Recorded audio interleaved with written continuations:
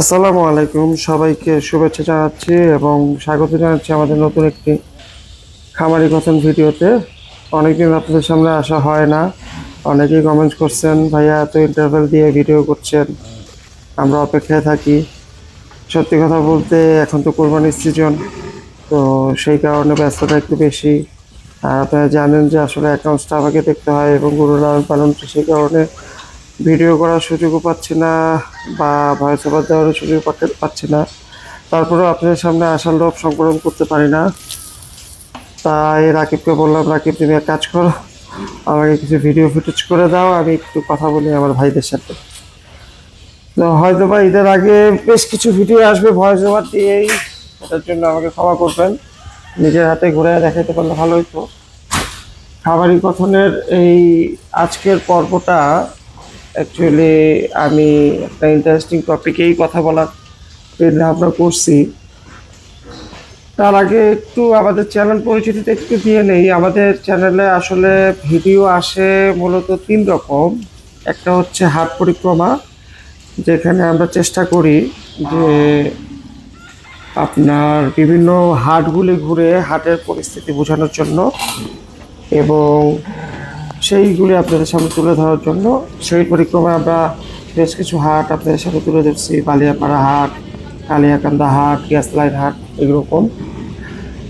আর কিছু ভিডিও আসে সেটা হচ্ছে খামারি কথন, যেমন এটা একটা, যেখানে আমরা খামারিদের জন্য, মানে আমরা খামারি হিসাবে খামারিদের উপকারে আসে এইরকম কথাগুলি শেয়ার করার জন্য এই ভিডিওগুলি করি।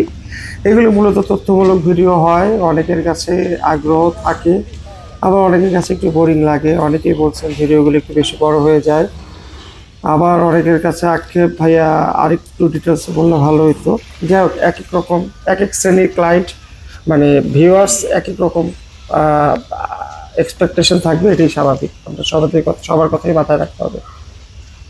আর একটা ভিডিও আছে যেটা হচ্ছে আমাদের কালেকশনগুলি আমরা দেখাই, যেখানে আমাদের কালেকশনগুলি কি অবস্থা আছে বা কেমন দাম আছে কিংবা কি পরিমাণ গ্রোথ হচ্ছে, সেরকম ভিডিওগুলো। তো এই সব কিছু মিলে আমাদের তিনটা লাইন চলে। সো এই পর্বটা খামারি কথার উপরেই দিচ্ছি, লং টার্ম গরু পালনের ব্যাপারে। আজকের যে টপিকটার কথা বলবো সেটা হচ্ছে দীর্ঘমেয়াদী গরু পালন। সেক্ষেত্রে আমাদের কী কী জিনিস খেয়াল রাখা উচিত আর কী কী জিনিস না। তা আমি মনে করি যে সামনে যে গরুটা আপনারা দেখতে পাচ্ছেন র্যাঞ্চে খেলাখেলি করতেছে, একে পরিচয় করা দেওয়ার মতো মানে প্রয়োজন নাই, কারণ এটা অনেক অনেকটা মানে বলতে পারবো সেলিব্রিটি কাউ। আমাদের প্রয়াসের গ্রোথ টিন, আলহামদুলিল্লাহ ওর বেশ কিছু ভিডিও আসছে।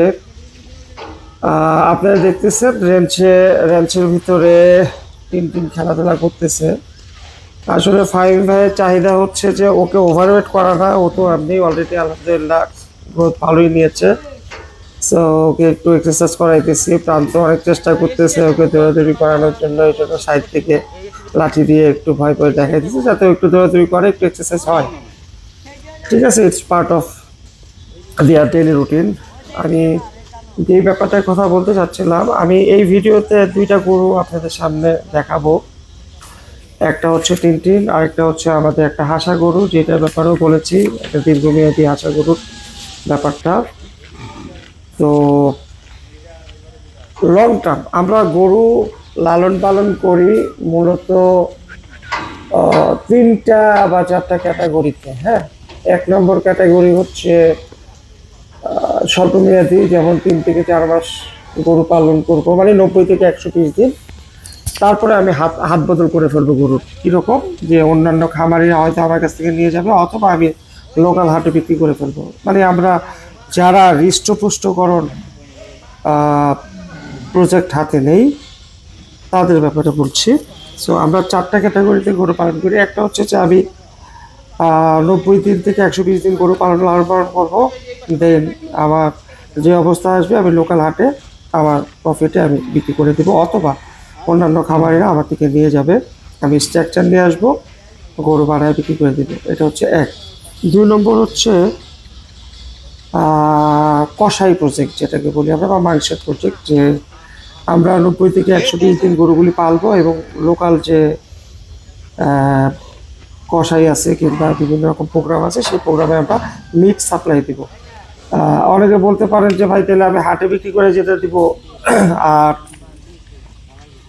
মিট সাপ্লাই দিব, দুটোতে একই রকম হয়ে গেল না। দুটো একই রকম হইলেও এটার মধ্যে সূক্ষ্ম একটা পার্থক্য আছে। পার্থক্যটা হচ্ছে যে আপনার হাটে যেটা বিক্রি করে দিব সেটা লাল গরু হইতে হবে, সাদা গরু হইতে হবে কিংবা দেশি গরু হইতে হবে, এগুলি বাধ্যবাধকতা আছে, চুপ থাকতে হবে, সেই সুন্দর হইতে হবে।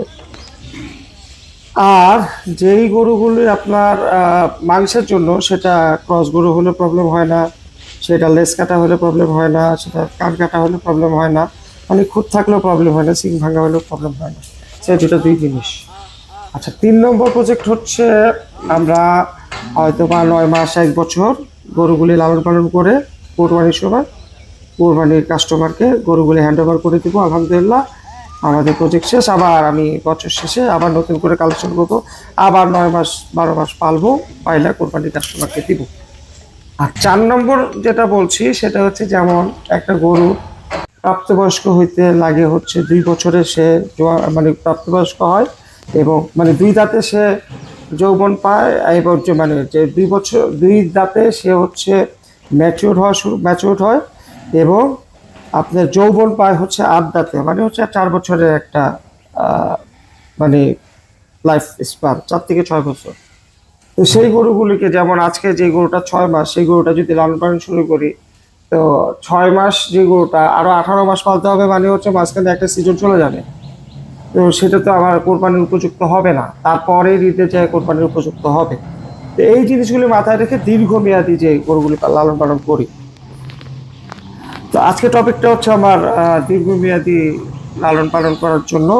এবং আপনারা তো এখন ভিডিওতে দেখতে পাচ্ছেন যে আমাদের একটা হাসা গরু আছে। আমি যেটা বলছিলাম যে এই 2টা গরু নিয়ে আমি দেখাবো, কথাগুলো হয়তো বা দীর্ঘ হয়ে যাবে, 2টা ভিডিওতে শেষ করব, ওগুলিতে আবার অন্য কোনো গরু দেখাবো, কিন্তু আশা করি আপনাদের ভালোই লাগবে।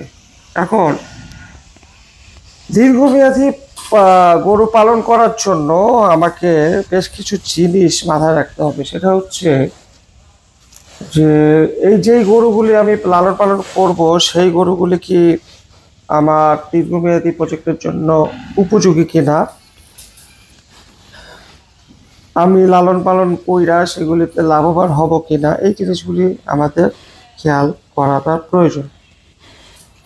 একটা গরুর জীবনকাল যেটা আসে সেটা হচ্ছে যে একটা গরু, অনেকেই বলে 18 মাস সে সে মানে প্রাপ্তবয়স্ক হয়, অনেকে বলে, কিন্তু বাস্তবতা হচ্ছে আমরা যেটা দেখি সেটা হচ্ছে যে একটা গরু 2 বছর না হওয়া পর্যন্ত, মানে 2 দাঁত, 24 মাসের 16 মাসের 18 মাসের পরে দাঁত ফাঁকা হওয়া শুরু হয় এবং 2 বছর পূর্ণ হলে একটা 2টা দাঁত হয়ে যায়।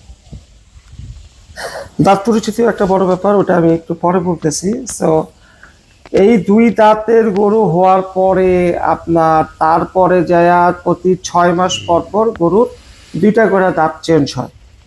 এই 6 মাসে ধরেন 2 বছরে 2টা দাঁত হইলো, তাহলে 2.5 বছরে হবে 4টা দাঁত, তারপরে হচ্ছে আপনার 3 বছরে হবে 6টা দাঁত, 3.5 বছরে হবে 4টা দাঁত, 8টা দাঁত। তারপরে আবার পর্যায়ক্রমে 6 মাস পর পর 2টা করে দাঁত পড়তে থাকবে। এই 8টা দাঁত পরে গরু হবে জোয়ান। এইটা হচ্ছে গরুর বয়স পরিক্রমা। এখন আপনি একটা গরু লালন পালন করবেন, তো আপনি যেহেতু চিন্তা ভাবনা করতেছেন যে গরুটা লালন পালন করবেন, আপনাকে প্রথমেই জাতটা খুব কি বলে এটাকে, খুব মানে মূল্যায়ন করে যাচাই বাছাই করে তারপরে সিলেক্ট করতে হবে, কারণ আপনি একটা দীর্ঘ সময় দিবেন এই গরুটার পিছনে। সো এই গরুটা ওর দিকে না, এই সময়টা দেওয়ার জন্য সেটা আপনাকে খেয়াল করতে হবে।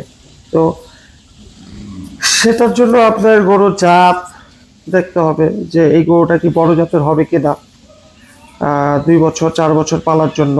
কারণ 2 বছর তো সেই স্ট্রাকচার, 4 বছর মানে 4 দাঁত পর্যন্ত, সরি আমি বছর বলতেছি, 4 দাঁত পর্যন্ত। 4 দাঁত মানে হচ্ছে আপনার 2.5 বছর, হ্যাঁ, 2.5 থেকে 3 বছর, এর মাঝামাঝি একটা সময় চলে আসে। এই এই 4 দাঁত পর্যন্ত কিন্তু সে স্ট্রাকচার নেবে মিনস তার হাইট বড় হবে, তার লেন্থ বড় হবে, তার পাঁজরের হাড়গুলি শক্ত হবে, পাগুলি মানে মজবুত হবে। সো সে স্ট্রাকচারটা নেবে। যেমন একটা বিল্ডিংয়ের আমরা কলাম দেই, ভীম দেই, ছাদ দেই, মানে স্ট্রাকচার বানাই, দেই না আমরা দেয়ালগুলি বানাই বা রুমগুলি বানাই বা সেপারেশন করি রুমগুলিকে, ঠিক সেরকম 4 দাঁত পর্যন্ত আপনাকে গরুটার স্ট্রাকচার বানাইতে হবে এবং তারপরে যায় আপনি তাকে ওয়েট দেওয়া শুরু করবেন। এখন আপনি যে গরুটা বাছাই করবেন সেই গরুটাতে সেই পরিমাণ পটেনশিয়াল আছে কিনা সেটাকে বাছাই করতে হবে আপনাদের খুব ভেবে চিনতে, এবং জাতমান দেখতে হবে। এটা একটা বড় জিনিস। সেগুলি কিভাবে দেখতে হবে সেটাও বলে দিব, সমস্যা নাই। আমি বলে দিব বলতে আমি বোঝাচ্ছি না আমি সব জানি। অনেকে আবার কমেন্টস করেন হ্যাঁ আপনারাই অনেক বেশি জানেন। না, সত্যি কথা বলতেছি, আমরা অনেক কিছু জানি না, তবে হ্যাঁ আমরা যা জানি আপনাদের সাথে শেয়ার করার চেষ্টা করি। আমাদেরও মানে অপেক্ষা থাকে বা আমরাও চাই যে আপনারা যদি জানেন সেটা আমাদের সাথে শেয়ার করবেন, আমরা শিখব। শেখার কোনো শেষ নাই, শেখার কোনো বয়স নাই। আমি বলতেছি না আমি সব কিছু জানি, আমি বলতেছি না আমি সব কিছু পারি। আমি যাই বলতেছি কারো না কারো থেকে শিখেই বলতেছি, তারপরে আপনাদের সাথে শেয়ার করতেছি। আপনি যদি ভালো জানেন আলহামদুলিল্লাহ, আপনারাও শেয়ার করবেন, আমরা শুনবো, সেখান থেকে আমরা অ্যাড করব, আমরা নিজেদের শুধরাবো, সব কিছু ঠিক আছে। আমরা এই মানে আমাদের এই ইয়াটা শেখার যে প্রসেসটা, এটা তো লাইফ টাইম, মানে জন্ম থেকে মৃত্যু পর্যন্ত শেখার সময়। সো এই জিনিসগুলি আমরা খেয়াল করবো ইনশাল্লাহ। সো সেই জিনিসগুলি দিয়েই আসলে কথাগুলি বলবো। সরি, অন্য লাইনে চলে গেছি। বলি তো জাতটা আমরা ঠিক করব সেভাবেই ইনশাল্লাহ। বয়সটা প্রথম এবং পরে হচ্ছে জাত। তো বয়সটা আমরা দেখবো প্রপারলি যে এইটা পর্যাপ্ত সময় পাবে কিনা, এবং জাতের ব্যাপারটাও দেখতে হবে, এই জাতের গরুগুলি বেশি বড় হয় কিনা। আর অন্যান্য যেই বৈশিষ্ট্যগুলি আছে সেগুলি আমি পরের ভিডিওতে বলে দেবো ইনশাল্লাহ। এই ভিডিওটা আমরা এইখানেই শেষ করব, পরের ভিডিওতে আমরা ওগুলি বলবো। তো আমরা যেটা বুঝতে পারলাম সেটা হচ্ছে যে লং টাইমের জন্য যে কোনো গরু রেখে দিলেই হবে না। যেমন টিন আমরা দীর্ঘ সময় পালছি, বা এই সাদা হাঁসাটা আমরা দীর্ঘ সময় পালছি। সো আমরা একটা মোটামুটি ভালো রেজাল্ট পাইছি আলহামদুলিল্লাহ। তো এইরকমই আবার সবগুলো রাখলে এরকম রেজাল্ট পাবো সেটাও না। তো এই জিনিসগুলি আমাদেরকে মাথায় রেখেই আসলে জাত মান নির্বাচন করতে হবে। তারপরে গরুগুলিকে কীভাবে খাওয়াইতে হবে এবং কিভাবে ট্রিটমেন্ট দিতে হবে এবং কি কি বৈশিষ্ট্য দেখে গরুগুলি কিনতে হবে সেই জিনিসগুলি ইনশাল্লাহ পরবর্তী ভিডিওতে আমরা শেয়ার করব। সেই পর্যন্ত আপনাদের সবাইকে আবারও শুভেচ্ছা জানাচ্ছি। সেই সাথে রিকোয়েস্ট করছি যারা এখন আমাদের চ্যানেলটা সাবস্ক্রাইব করেন নাই, সাবস্ক্রাইব করবেন প্লিজ। বেল বাটনটা টিপে রাখবেন যাতে নতুন ভিডিও আসলে আপনারা সাথে সাথে জানতে পারবেন। লাইক করবেন, কমেন্টস করবেন, শেয়ার করবেন, আমাদেরকে অনুপ্রাণিত করবেন যাতে আমরা আপনাদের সাথে অন্যান্য বিষয়সহ আরও অনেক কিছুই শেয়ার করতে পারি। আপনারাও আমরা বলছি, আমরা বিশ্বাস করি শেয়ারিং ইজ কেয়ারিং। আমরা শেয়ারের মাধ্যমেই একজনের মানে সাথে হয়তো বা একটা সম্পৃক্ততা মধ্যে থাকবো। সো আর কমেন্টসের মাধ্যমে জানাবেন কার কার ভালো লাগছে, কার কার ভালো লাগছে না সেটাও জানাবেন। তাহলে আমরা সেভাবেই নিজেদেরকে চেঞ্জ করতে পারবো আর জানতে পারবো যে আপনারা আসলে কি জানতে চাচ্ছেন। সে মধ্যে ভালো থাকবেন, সুস্থ থাকবেন। সবাইকে এই ভিডিও থেকে বিদায় নিচ্ছি। আল্লাহ হাফেজ।